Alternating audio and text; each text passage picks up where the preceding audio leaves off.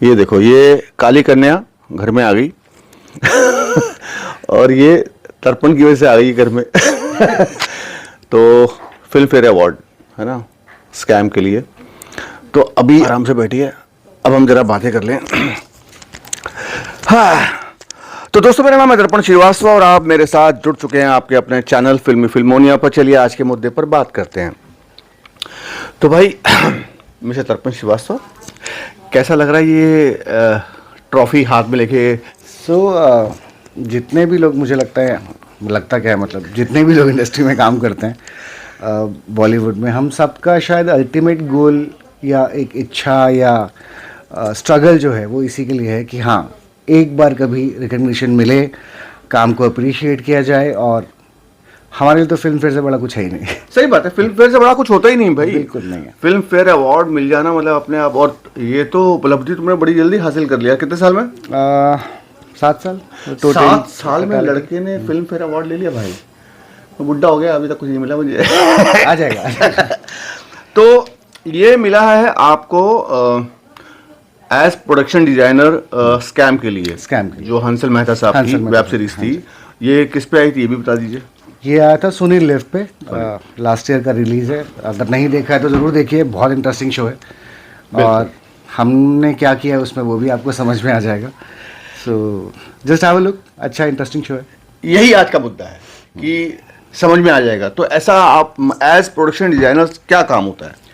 Production design basically आप एक script के हिसाब से, जब आप स्क्रिप्ट पढ़ते हैं और स्क्रिप्ट में सपोज आपको डायरेक्टर ने बोला कि यार मुझे एक ऑफिस चाहिए, स्कैम का एग्जांपल दे रहा हूँ कि हमें 1990 का स्टेट बैंक का दफ्तर दिखाना है। तो अब आज की डेट में अगर आप जाएंगे तो जितने भी आप ऑफिसेज देखते हैं, लोकेशंस देखते हैं, वो सब मॉडर्नाइज हो चुके हैं, चीज़ें चेंज हो चुकी हैं, वो एरा रहा नहीं है अब। तो एज ए प्रोडक्शन डिज़ाइन मेरा काम ये है कि किसी भी लोकेशन को स्क्रिप्ट के हिसाब से मैनिपुलेट करना। अच्छा। वो सेट के तौर पे हो सकता है, वो चीज़ों के तौर पे हो सकता है, वो माहौल के हिसाब से हो सकता है। स्कैम के केस में ये था कि हमें सारी चीज़ें बनानी पड़ी थी जो 1990 में हुआ करती थी। ओह। चाहे वो उस टाइम के कंप्यूटर्स हों या उस टाइम की स्टेशनरी हो, उस टाइम के टेबल डेस्क हों, किस तरह से आपका कैशियर बैठता था, आपका जो ब्रांच मैनेजर था वो उसका केबिन कैसा होता था। तो इस पर काफ़ी 2 साल की रिसर्च भी गई है। काफ़ी रिसर्च करना पड़ा और उसके बाद वो चीज़ें ढूंढनी पड़ी, कुछ बनानी पड़ी और फिर वो माहौल पूरा क्रिएट हुआ। तो एज ए प्रोडक्शन डिज़ाइन मेरा काम यही है, एक माहौल को क्रिएट करना। तो मुझे लगता है ये सब जो आपने बताया, ये तो मेरे भाई ये तो आर्ट वाला भी करता है, आर्ट डायरेक्शन में भी यही काम किया जाता है। हाँ, तो एक बहुत ही स्लाइट सा डिफरेंस है अगर आप समझें इस बात को, आर्ट डायरेक्शन और प्रोडक्शन डिज़ाइन में। आर्ट डायरेक्टर काम करता है in sync of production designer. Film का जो लुक डिफाइन करना है, वो कैसा दिखेगा, किस तरह की चीज़ें होंगी, ये एक प्रोडक्शन डिज़ाइनर का काम है। उसकी एग्जीक्यूशन और उसको क्रिएटिवली एग्जीक्यूट करना उसका आर्ट डायरेक्टर का काम है। हाँ। तो प्रोडक्शन डिजाइनर अलग होता है, प्रोडक्शन वाला अलग होता है, आर्ट डायरेक्टर अलग होता है, और ये सबसे ऊपर प्रोडक्शन डिजाइनर। ऐसा प्रोडक्शन एक अलग डिपार्टमेंट है ऑल टुगेदर। जो चीज़ें, फॉर एग्जांपल अगर आपको इक्विपमेंट्स चाहिए, लोकेशन अरेंज करना है, कैमरा अरेंज करना है, आर्टिस्ट की डेट्स अरेंज करनी है, म्यूज़िक का काम है, साउंड का काम है, इन सब का जो लॉजिस्टिकल पार्ट है प्लस बजटिंग वाला जो मेन पार्ट है, ये प्रोडक्शन करता है। ओके। प्रोडक्शन डिज़ाइन जो है ये प्रोडक्शन से रिलेटेड नहीं है।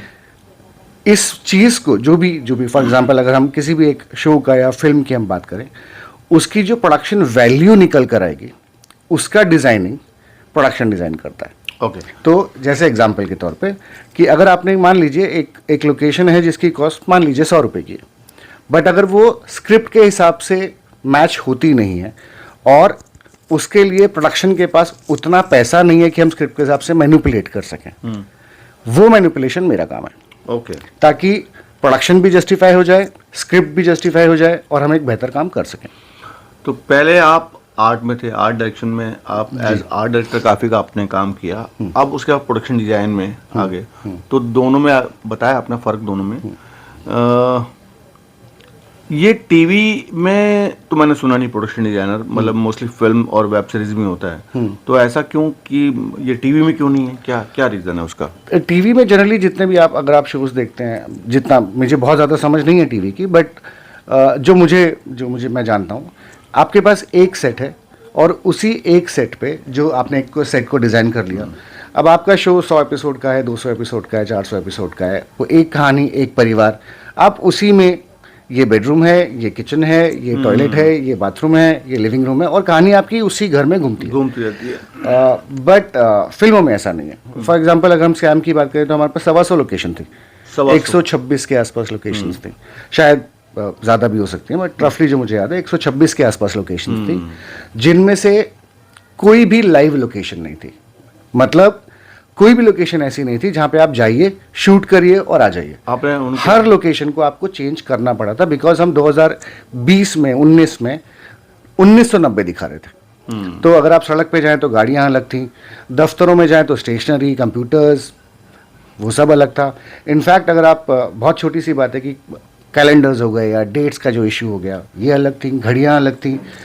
आज से 1990 में स्टॉक एक्सचेंज जैसे काम करता था और आज जो काम करता है, आज आपको एक्चुअली स्टॉक एक्सचेंज जाने की जरूरत नहीं है, आपके पास इतने सारे पोर्टल्स हैं, आप घर बैठे शेयर ट्रेड करते हो। बट 1990 में ऐसा नहीं था, आपको फिजिकली जाना पड़ता था, आपके एजेंट्स होते थे, बुकीज होते थे, तो सारी चीज़ें बहुत ज़्यादा बदल गई हैं। तो ये सब हमें बनाना पड़ा था। अगर हम रेस्टोरेंट्स की बात करें, मुंबई में एक बहुत स्पेसिफिक कैरेक्टर है हर एक रेस्टोरेंट का। अगर आप जैसे यहाँ पे आप देखें नागौरी चाय बिकती है, तो नागौरी चाय अगर आज आप देखेंगे तो आपको बहुत ही मॉड्यूलर टाइप की भी दुकानें मिलेंगी। उस जमाने में नहीं थी। उस जमाने में स्टील का इन्फ्लुएंस बहुत था, ताकि रख रखाव में खर्चा कम आए, तो लोग स्टील का काउंटर बना दिया, स्टील की रेलिंग लगा दी। अब वैसा नहीं होता, अब चीज़ें थोड़ी ईजी हो गई। तो इसलिए mostly production design web series और फिल्म में होता है, बिकॉज लोकेशन ज़्यादा होती हैं, चीजें एक वजह है, एक लोकेशन पे नहीं होती एक वजह है, बट ऐसा नहीं है कि टीवी में प्रोडक्शन डिजाइन नहीं हो सकता है। बट ये सारी कॉल तो क्रिएटिव कॉल है, डायरेक्टर लेता है, मतलब मेनली। हाँ, ओके। तो कैसा लग रहा है आपको ये एज प्रोडक्शन डिजाइनर वर्क और फिल्म फेयर पाने के बाद? जब मैं इस फंक्शन के लिए गया, अवार्ड फंक्शन के लिए गया, इनविटेशन आया था और मैं उस फंक्शन के लिए गया, और कंपटीशन में या जो नॉमिनेशंस थे, और काफ़ी बड़े लोग थे, मुझसे काफ़ी सीनियर लोग थे एंड डिजर्विंग भी थे, जिनका काम बहुत अच्छा है, जिनका काम देखकर हम भी इंस्पायर होते हैं, मैं भी इंस्पायर होता हूँ। तो जब नाम अनाउंस हुआ और जब गए ट्रॉफी लेने के लिए, मैं ज़्यादा एग्जैजरेट नहीं करूँगा, तकरीबन 1.5 मिनट तक मैं ब्लैंक आउट था। मुझे समझ नहीं आया था कि ये सच में हो रहा है। ट्रॉफी जब हाथ में आई और उसके बाद मुझसे जब कहा गया कि आप कुछ बोलिए, मेरे पास थैंक यू के अलावा बोलने को कुछ था नहीं, क्योंकि मैं इस चीज़ को एक्सेप्ट ही नहीं कर पाया था कि ये हो रहा है। तो मुझे 2 मिनट तो बिल्कुल ही डार्क था, ब्लैक था, और उसके बाद सब इतना जल्दी हुआ कि मुझे समझ नहीं आया कि अच्छा हाँ हो गया। तो मैं सेंस ऑफ रियलाइजेशन में शायद एक दिन बाद आया कि हाँ फिल्म फेयर मिला है। हाँ। तो उसका लाइफ चेंज हुई? हाँ, एक्सपेक्टेशंस बढ़ गई हैं, लोगों की भी बढ़ गई हैं, मेरी खुद से अपने आप से भी बढ़ गई हैं, काम करने के तरीकों को लेके एक्सपेक्टेशंस बढ़ गई हैं, और एक बेंचमार्क सेट हो गया कि आप इस तरह का काम करते हो, अब आप उसके नीचे नहीं जा सकते हो। डेफिनेटली आपको उससे बेहतर ही करना पड़ेगा। डेफिनेटली। सवाल बड़ा वियर्ड सा है, लेकिन मैं पूछ रहा हूँ, मतलब जो प्रोडक्शन डिजाइनर होता है उसकी मतलब वो उसकी फीस कौन तय करता है? खुद तय कर लेते हो अब आजकल, या फिल्म? दोनों ही बातें। तो जैसे किसी भी इंडस्ट्री में मार्केट स्टैंडर्ड्स होते हैं, तो यहाँ पर भी हैं। कुछ एक प्रोडक्शन डिज़ाइनर्स हैं जो पर डे के हिसाब से चार्ज करते हैं, कुछ एक हैं जो प्रोजेक्ट वाइज चार्ज करते हैं। मैं पर्टिकुलरली रिटेनर वाइज चार्ज करता हूँ, मीन्स मेरी मंथली फिक्स सैलरी इतनी है। अब आपका प्रोजेक्ट अगर 4 महीने में ख़त्म हो रहा है तो मेरी 4 महीने सैलरी आएगी, 2 महीने में ख़त्म हो रहा है तो मेरी 2 महीने में आएगी, and this includes my team as well. अच्छा। सो मैं पर्सनली रिटेनर पैकेज के साथ काम करता हूँ। उसका एडवांटेज सिर्फ ये है, कई बार ये होता है कि हम एक्सपेक्ट करते हैं कि एक शो है या एक फिल्म है जो शायद हम शूटिंग, मान लीजिए 90 दिन की शूटिंग है, ब्रेक्स अगर हम मिला लेते हैं तो 130-140 दिन का शेड्यूल होगा, बट कुछ सर्टन रीजन, चाहे वो लॉजिस्टिकल रीजंस हों, चाहे वो वेदर कंडीशंस हों, कभी कभी ये 125 की जगह 300 दिन भी हो जाता है। एक्टर बीमार पड़ गया या लोकेशन नहीं मिली है, बहुत बहुत बारिश हो गई, बारिश हो गई, आप सामान नहीं पहुंच पाया, तो ऐसे में प्रोडक्शन फिर पे, अगर आप पर डे पे काम कर रहे हो और आपकी टीम अगर आपके साथ बाउंड है तो उनको वो पैसा नहीं मिलता, वो ब्रेक का पैसा नहीं मिलता है।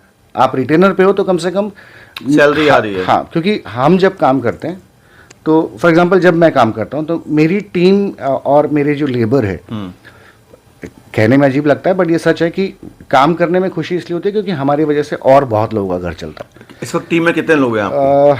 करंटली जो अभी मेरा प्रोजेक्ट चल रहा है उसमें तकरीबन हम 22 लोग हैं, 23 लोग, 22-23 लोगों की टीम है।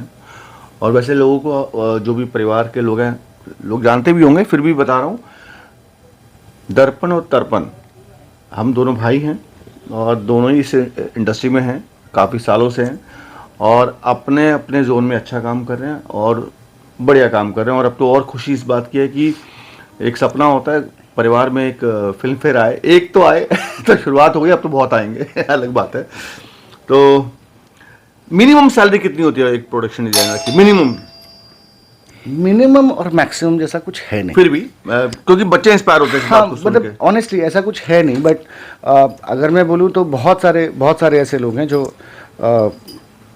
अगर मैं पर डे की बात करूँ तो 15,000 रुपये पर डे अप्रोक्सीमेटली, कम से कम, मिनिमम कम से कम। I know couple of people, मैं कुछ लोगों को जानता हूँ जो लाख रुपए पर डे भी लेते हैं। अच्छा, तो तुम्हारा नहीं पूछूंगा, टेंशन मतलब। हाँ, मैं उस जोन में अभी हूँ नहीं। मैं, क्योंकि मुझे मालूम पड़ेगा ना कि अच्छा इतना कमाता है ये लड़का। हाँ, टैन टैन।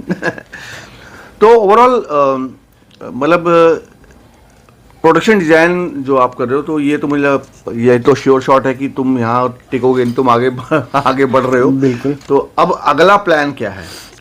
अगला प्लान, हमारी फील्ड के अंदर बहुत सारी हमारी चीज़ें जो हैं वो प्रोडक्शन या प्रोड्यूसर्स पे डिपेंड करती हैं इन टर्म्स ऑफ मनी।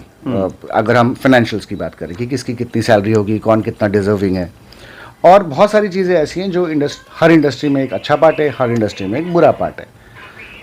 तो next step would be probably producer.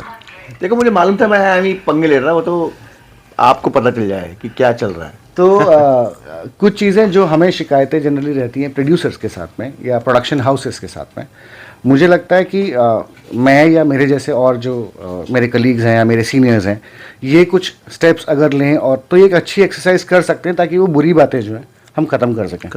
वो लेबर के मामले में हो या लॉजिस्टिक्स के मामले में, चाहे जैसी भी हो। तो नेक्स्ट स्टेप शायद वही रहेगा। एज प्रोड्यूसर, एक अपने टीम में आप एज प्रोडक्शन डिजाइन में काम कर रहे हैं, अपनी टीम में किन लोगों को आप शामिल करते हैं? सो जनरली मेरी टीम के अंदर मेरे बाद आर्ट डायरेक्टर होता है। आर्ट डायरेक्टर के बाद एक या दो, डिपेंड करता है कैसा प्रोजेक्ट है, क्या लोकेशन है, असिस्टेंट आर्ट डायरेक्टर्स होते हैं। उसके बाद एक इंसान है जिसे हम सेट ड्रेसर बोलते हैं। जो आप सेट ड्रेसर का काम ये है कि मान लीजिए एक घर का सेटअप है, उसमें बेडरूम का सेटअप है और या एक बार का सेटअप है या एक होटल का सेटअप है, हम सारा सामान इकट्ठा हो गया, उसको सजाना कैसे है, तो वो उसका लुक एंड फील जो है वो सेट ड्रेसर का काम है। सेट ड्रेसर के बाद एक होता है आपके पास प्रॉपमैन, जो है सारी चीज़ें आपको अरेंज करके देता है।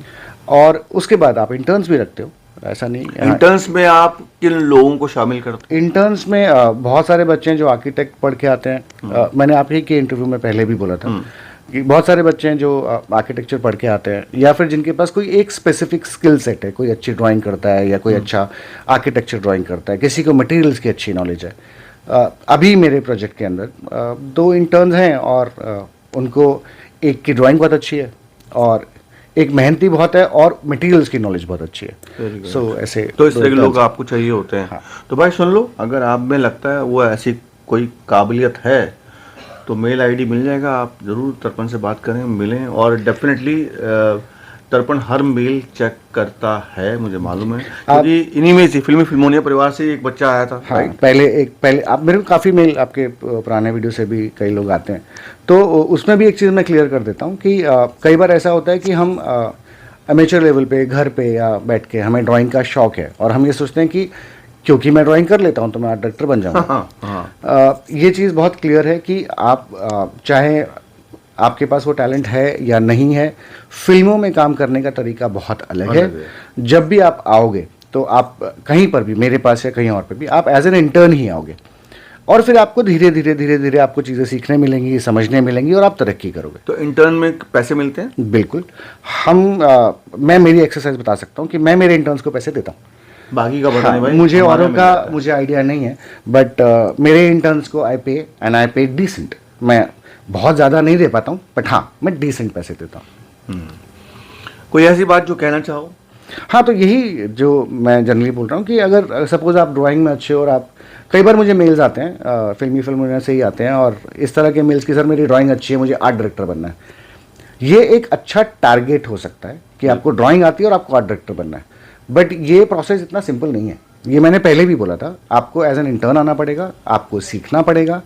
आर्ट डायरेक्टर बनने में नहीं भी करके अगर आप बहुत ज़्यादा भी कैलिबर रखते हो, आपको कम से कम 4 से 5 साल लग जाएंगे, कम से कम। और वो भी इस बात पर डिपेंड करता है कि आपका इंटरेस्ट काम में है कि पैसे में है। तो अगर आप और ये मेरी एक बहुत सिंपल एडवाइस है कि अगर आप बॉलीवुड में या आर्ट डायरेक्शन में आना चाहते हैं और आप ये सोच रहे हैं कि यहाँ पे पैसा बहुत है, मत आइए। आप अपने काम को पसंद करते हैं, आपको लगता है कि आप बेहतर कर सकते हैं और आपको अपने काम से प्यार है, बिल्कुल आइए, बिल्कुल। क्या बात है। तो भाई ये था एक छोटा सा प्यारा सा एक तरह से बातचीत, जो डेफिनेटली बहुत सारी चीज़ें समझ में आई होंगी कि प्रोडक्शन डिज़ाइन कैसे किया जाता है, प्रोडक्शन डिज़ाइनर का काम क्या होता है, आर्ट से कितना अलग है, और यहाँ तक पहुँचने के लिए मेहनत तो लगती है। वो अलग बात है कि तर्पण ने बहुत जल्दी ये मुकाम पा लिया फिल्म फेयर, लेकिन डेफिनेटली मुझे लगता है कि जो लोग 10 साल में या 20 साल में काम करते थे, इसने उतने कम समय में काम करके दिखा दिया और ये जगह पाई है। तो भाई मैं तो एज ब्रदर, तो मुझे लगता है मेरे लिए तो खुशी का मतलब पारावार नहीं था जब मुझे मालूम पड़ा कि ये काली करने आ गई हमारे घर में। तो थैंक यू सो मच। और भाई शेयर करिए, सब्सक्राइब करिए, लाइक करिए, थोड़ी घंटी टर्न करके दबा दो यार। फिर से दिखा देता हूँ ये देखिए, बड़ी क्यूट सी है वैसे, ये देखिए पास से कभी देखिए आपने? ये लोग तरसते हैं इसको हाथ में उठाने के लिए। हाथ में उठा के कैसा लगता है? हाँ, तो मैंने तो ये ऐसे ऐसी लिखी है, कैसे लिखी है? ऐसे पकड़ी ऐसी थी? चलिए, love you all, take care, बाबा, बाय बाय।